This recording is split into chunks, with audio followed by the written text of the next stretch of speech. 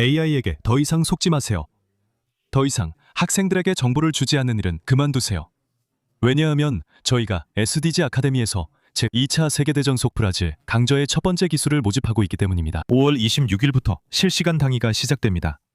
화면에 있는 QR코드를 스캔하시거나 설명란의 링크를 클릭해서 더 많은 정보를 확인하고 등록하세요. 이것은 분명히 지금 유럽에서 진행 중인 가장 흥미로운 프로젝트 중 하나로 역사적인 항공기를 복원하는 작업입니다.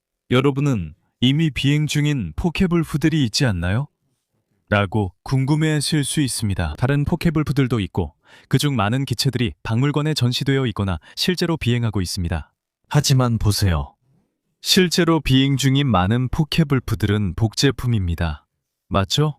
내 생각에는 친구, 오늘날 실제로 비행하는 오리지널 포케블프는 단 한 대뿐이라고 생각해.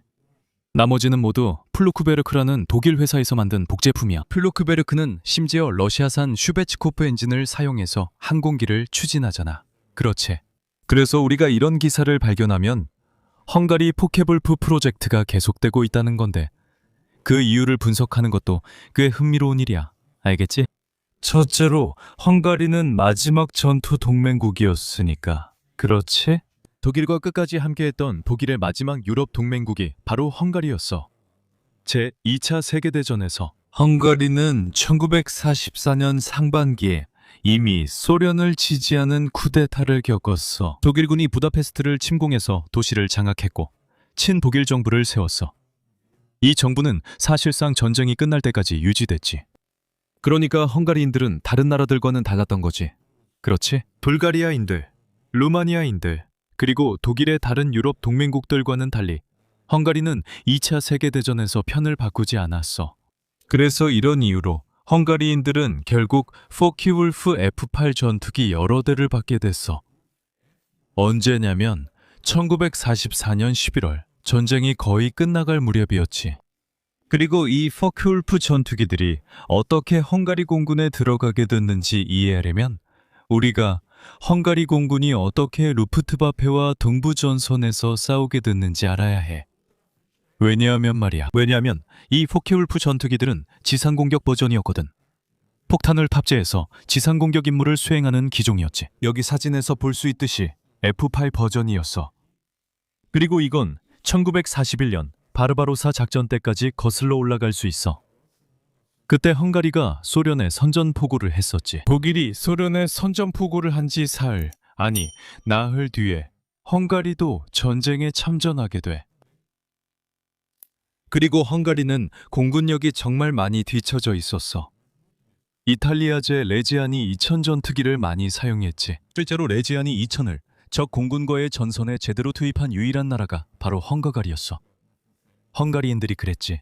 하지만 그 이후로 헝가리인들은 메소슈미트 전투기를 받기 시작해.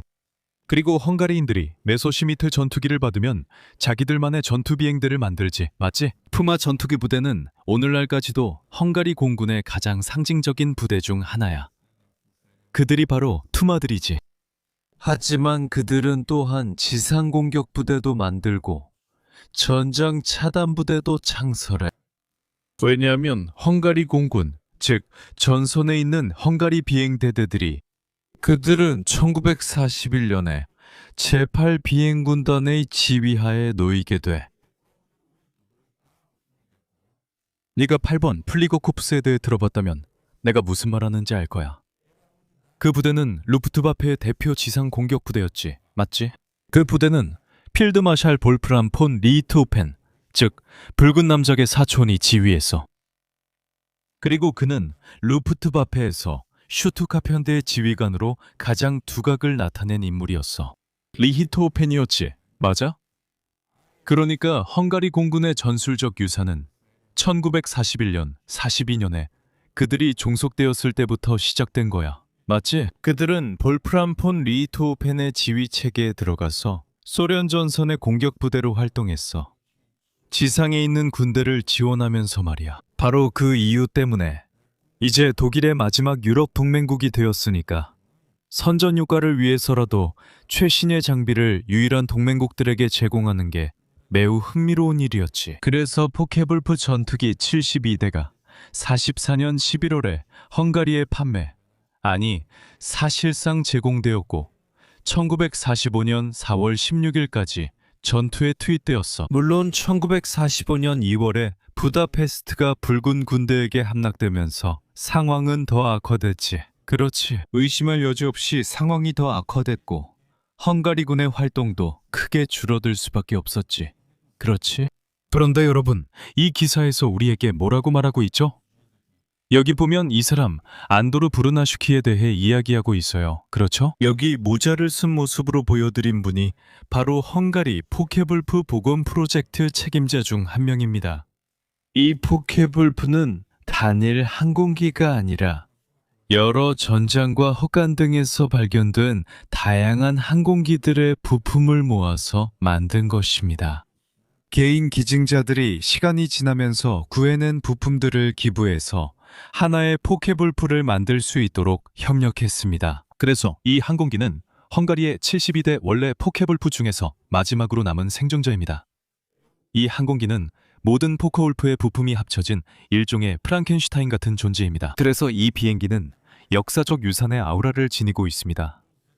모두가 한 조각씩 협력해서 결국 하나의 비행기를 만들어 전시하게 된 거죠. 역사적인 유물로서요. 그리고 헝가리인들은 단순히 비행기를 전시하는 것에 만족하지 않습니다. 그들의 최종 목표는 비행기를 실제로 날리는 것입니다. 그들은 비행기를 헝가리 공군의 색깔로 칠해서 헝가리와 유럽 전역에서 에어쇼를 하려고 합니다. 저는 이 점이 흥미롭다고 생각합니다.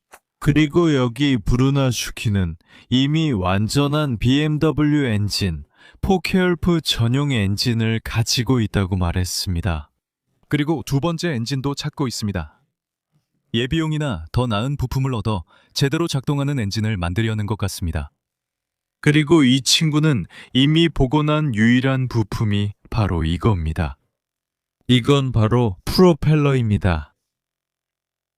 그래서 비행기는 아직도 꽤 초기 상태에 있고 여기 그가 구한 엔진이 바로 이겁니다. BMW 801입니다. 아직도 꽤 복원 중인 상태입니다.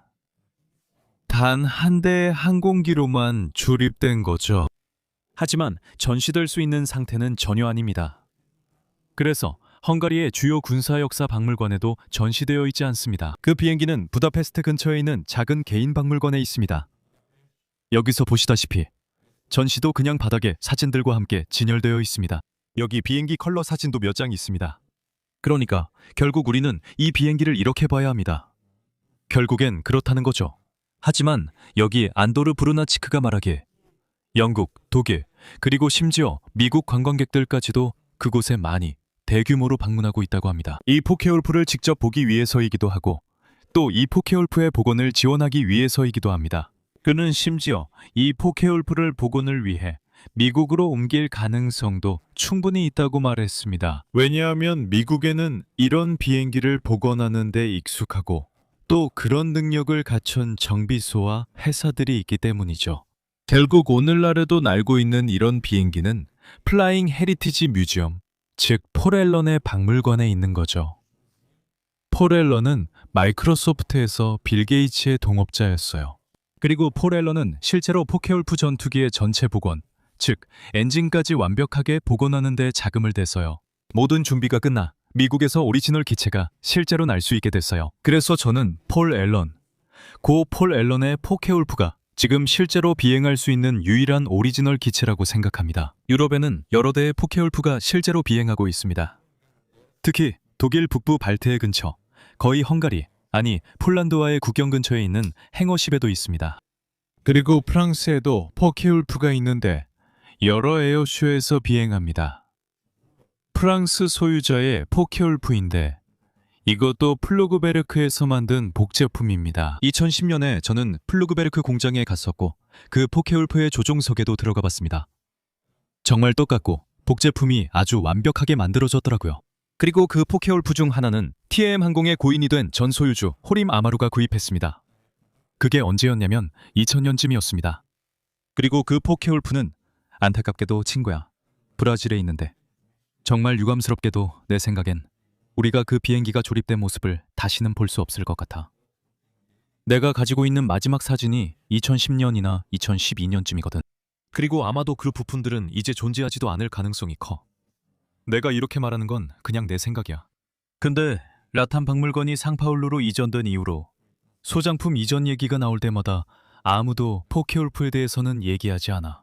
모두가 스핏파이어, 메서슈미트, 코르세어, P-47 얘기는 하지만 이 포케울프에 대해서는 아무도 얘기하지 않아. 그래서 내 생각엔 이 포케울프는 이미 부품이 빠져나갔고 사라졌고 지금은 그냥 뭔가가 되어버렸어. 더 이상 완전한 비행기가 아니야. 그렇지? 그러니까 우리는 이 복원을 계속 지켜볼 거야. 혹시 또 하나의 원래 포케불프가 복원되는 걸 볼 수 있을지 말이야. 아마도 저기 하늘을 날면서 행사와 유럽의 항공박람회를 더욱 빛내줄 수도 있겠지.